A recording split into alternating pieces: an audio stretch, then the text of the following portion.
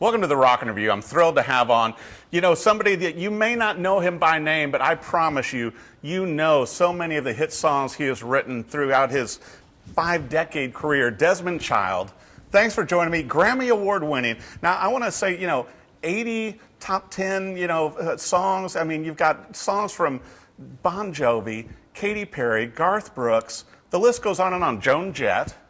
Right. Michael Bolton, Alice Cooper. It's amazing. Aerosmith, Kiss. All the hit songs you've written, and you and I were talking before we came down to the studio, to where I remember when your band played Saturday Night Live back in the 70s. That's right.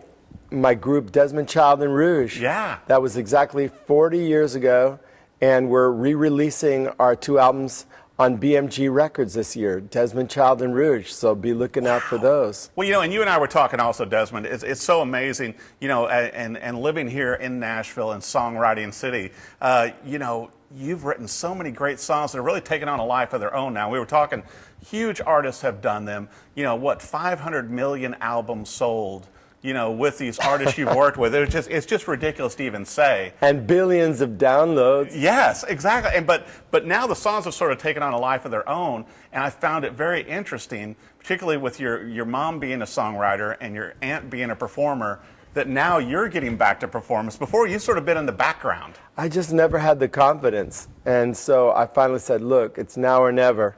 So I started putting together a show last year, and we performed in New York at 54 Below, and I just did Lincoln Center's American Songbook this weekend. And you're selling out everywhere you go. Sold out. So now, next stop, Nashville, Tennessee. Well, now, how does that make you feel, though, Desmond? And I was asking you, too, right there's a great picture of you performing live to a sold-out audience.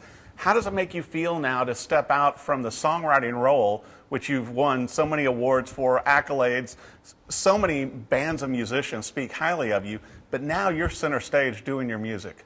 I've always loved singing, and I don't know, I just got knocked off my horse when I tried doing a solo album in '91, and it didn't really go, and so I just said, okay, well, maybe that's not my fate. But never say never, right? Right. Well, and now I wanted to bring up, too, working with BMG, you're going to have new originals coming out this entire year for 2019, but also an album coming out in June. What's up with that? It's my live album of, my performances, my live performances, and we put a compilation together of those. How do you choose the songs? Well, the ones that came out the best. That was not most the of bad them. ones. That was most of them, Desmond. I mean, come on. It's like when you have that many hit songs with that many artists, I mean, going through your catalog is just, this is going to have to be multiple volumes, I think. Well, maybe, yeah, that's a good idea. See? I'm not because just a pretty face. They can't all fit on one record. Yeah. But also be, dropping singles of my own new material. Right. Till I drop. Well, which I hope will be never, but it's like, but let's talk about this also, to where, about your songwriting process, and you've written with so many artists over the years. How do you come up with these hits, Desmond? I mean, you said sometimes you use piano, but you have different methods. Well, I learned from my mentor, Bob Crew, who was the, producer and co-writer of all the songs by the Four Seasons. Right. And he took me under his wing for 2 years, and we wrote 38 songs. And he taught me to always walk in with a strong title and then build everything towards the title. Wow. And so that, ever since I studied with him, and I mean, he was supposed to be my producer, but really he was just my teacher. Right. Right. And I started having hits one after the other because I'd come into a situation, I'd always have a great title in my back pocket, like a title like You Give Love a Bad Name. Right. Or I Hate Myself for Loving You. Right. Or I Was Made for Loving You. Yeah, because, I mean, and you've had hits with all of these, but, I mean, what great titles. And also, I think a testament to you, Desmond, a lot of these artists that you've written with have said how much you've helped them grow as songwriters also working with them. Well, I think it's because when I go into the sacred circle, which is the songwriting session, the whole world just drops away. And then I'm just there with that person. I never think about writing a hit. I always think about this person is in front of me. What is their soul yearning to say? And when they sing something that's really coming from inside of them, people respond to it, and that's what makes it a hit. Well, I love also, I was reading about how you came up with the Katy Perry hit about Vegas. So talk a little bit about that, how you worked with Katy on that. Well, Andreas Carlson and I, who wrote all the songs for the Backstreet Boys and NSYNC, like Bye Bye Bye and I Want It That Way, we got together with her, and she actually was between record deals. But we just thought she was a star. So we come in and we start writing this very dark song called My Last Cry or something like that. And then we took a break, and then we were having coffee and all. She's so funny and irreverent. I said, why are we writing this sad song? That's crazy. You're all about fun. So then, I came up with this idea. It's like, okay, you go to Vegas with your best pal, your gay friend, and you blow everything, and then you end up in the morning with nothing and all beat up. And so that's when we started, waking up in Vegas. And what a great song. But also, I got to bring up too, Desmond, I love hearing the stories behind the songs to where you're working with Aerosmith, with Steven Tyler. I know. And you guys came up with a few hits out of that, such as Angel. Well, the most unusual one was a song that I had gone in there my very first day.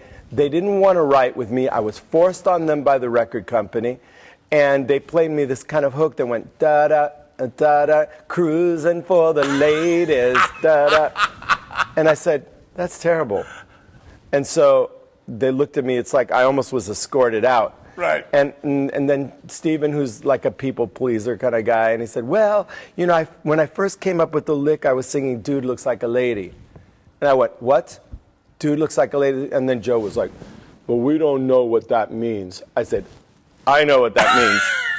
And I talked them into writing this song about a guy that goes into a strip joint and sees this beautiful blonde, goes backstage and realizes it's not what he thought. And the rest is rock and roll history. And he goes with it anyway. So, we were way ahead of the transgender movement on that song. Just amazing songs and amazing work. And I wanted to bring up also, I heard a rumor that you may have a book coming out in 2020 also. Yes, I've been spending the last 3 years with one of the most, prestigious writers of music autobiographies, David Ritz. He's amazing. And he went everywhere around the world with me. We went to Greece, New York, L.A. He stayed a lot here in Nashville at our home, and it's very painful to look back, And so now we're ready, and we have a deal at Chicago Press, and it'll be out in the first quarter 2020. And it's called "Living on a Prayer: Big Songs, Big Life" with David Ritz. And then we're also going to be rolling out the Broadway play "It's My Turn Now." Payback time. Payback time, It's called Payback Time. No, actually, I've been writing a Broadway show called Cuba Libre, and it's a true story of my mother's two beautiful sisters. One was the mistress of Batista, and he was the dictator at that time, and the other one became Fidel Castro's lover after the Cuban Revolution. So it was like two sisters, two dictators, one island. Wow. You do the math. Wow. So it's like Les Mis with bongos. Well, and I think it's so incredible also, Desmond, to where, you're bringing this awareness to your heritage, to the Cuban heritage, to your mother as a songwriter, and acknowledging people through songwriting that may have not been noticed before. Well, one of the most beautiful things has been the Latin Songwriters Hall of Fame. Every year we have La Musa Awards. We're going into our 7th very successful year. Wow. And I've served as chairman. Now I'm chairman emeritus. My co-founder, Rudy Perez, has become chairman, and the president is Delia Orjuela from BMI. And we are just rocking. I mean, it's just expanding. And we have now the possibility of establishing a permanent exhibit in Valencia, Spain. How amazing. Through the Berklee School of Music. So we're pursuing that. And I know you've got, 5 decades of incredible music and everything else you've done, but it seems like a new renaissance of your career. Now you're hitting the stage, you've got a book, you got a new album, you got new singles. You're not slowing down a bit, Desmond. No, my sons are getting ready to go into 12th grade, and, my husband and I are getting ready to be empty nesters. So I decided to fly the coop first. There you so go. I'm going on the road. You're beating him I'm to not it. going to be left in the dust. No way. Well, I'll tell you what, where's the best place for our viewers to find, your music, find out about your shows, everything else you've got going on? Where should they go? My website, it's DesmondChild.com. Right. That's it. I almost gave away my private email. Yeah, don't do that. DesmondChild.com. And my Instagram is Desmond.child. I'm on Facebook, Twitter, and all that, but I'm on that Instagram. You're loving Instagram I now. love it. I love it. I'm on it. Well, I'll tell you what, be sure and check him out. He's going to be doing some shows here in Nashville. He's got singles coming out. He's got a live album coming out in June, a book next year, and then probably a Broadway play. Desmond Child. Be sure and catch him live, too, because I'll tell you what, every song he sings, you're going to know it whether you know the artist or not. Thanks for joining us, Desmond. Thank you, Eric. Thanks for watching The Rockin' Review.